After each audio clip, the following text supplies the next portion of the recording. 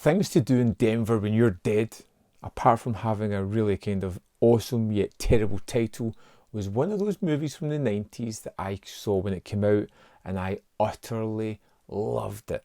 Your reputation far exceeds your skills, Mammy Rammer. Lumped in with a lot of the Tarantino copycats, I think Things to Do in Denver really has its own identity all the way through it. Now, it does involve a great deal of criminals. We're introduced to Jimmy the Saint, a man who, by the looks of things, used to be a kind of gangster of some sort and has kind of taken a step back, reassessed his life, trying to do a proper business.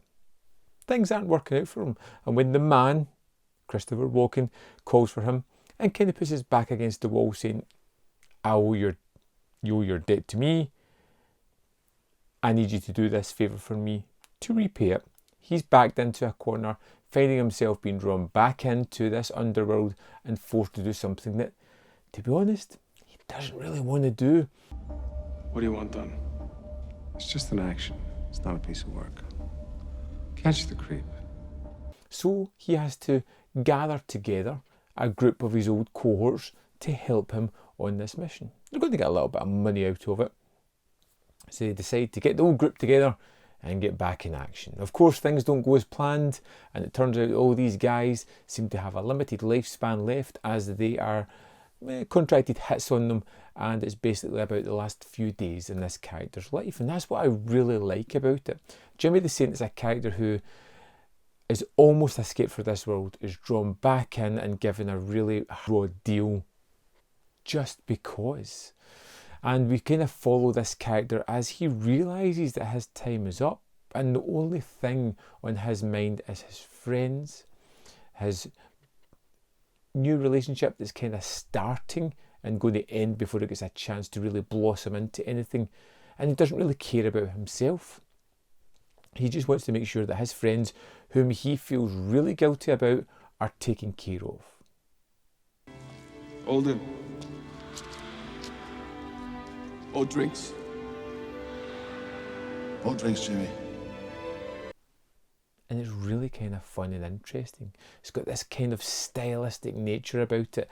It has this own dialogue as they all kind of talk in these kind of riffs and almost caricatured dialogue that just kind of sings.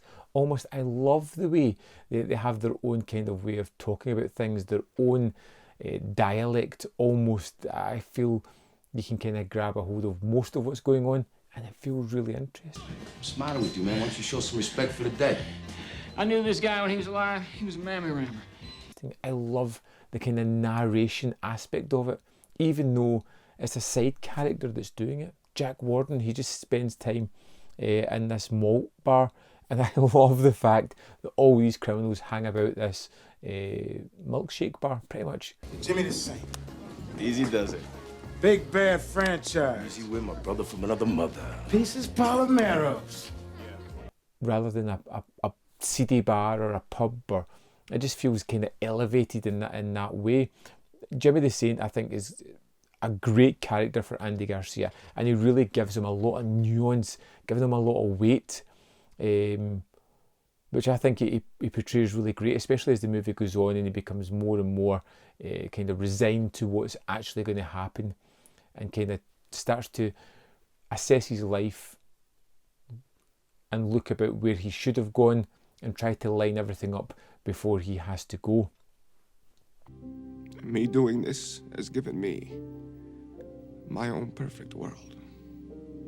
And I thank you for that. I really do. Things to Do in Denver is full of fantastic supporting characters. It's got Christopher Walken, it's got Treat Williams, it's got Christopher Lloyd, William Forsythe, Bill Nunn, Steve Buscemi,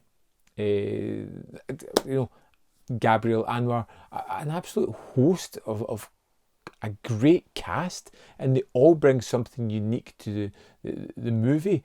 They really bring their characters to life as you're introduced to various characters doing some really reprehensible things. You do get this feeling of a galvanised troupe. We have a little bit of infighting between some of the characters, but more often than not, they are together. They are a family unit. as dysfunctional as it may be.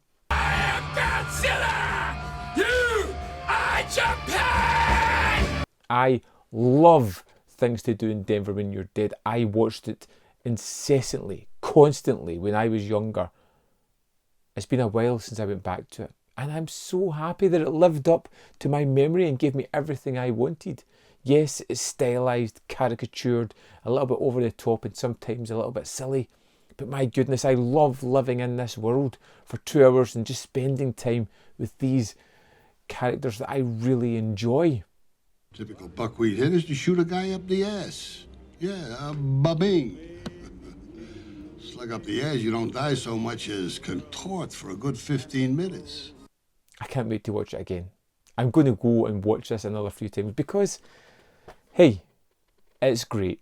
I love it. I want to know your opinion, even if you don't like it. Tell me what you don't like about it. If you love it as much as I do, let me know. If you're kind of, it's fine, I want to hear your opinion as well. Let me know in the comment box your thoughts on this movie. As always, there is more content up here. You can see more of my stuff. Hit the like button below this video because it really helps the channel out. And in the description box below, there are links to Patreon, membership program where you can join and really help the channel. And if you want to buy some cool Man v Film merch, there's a link down there as well. Thanks for watching. I'll see you next time on Man v Film.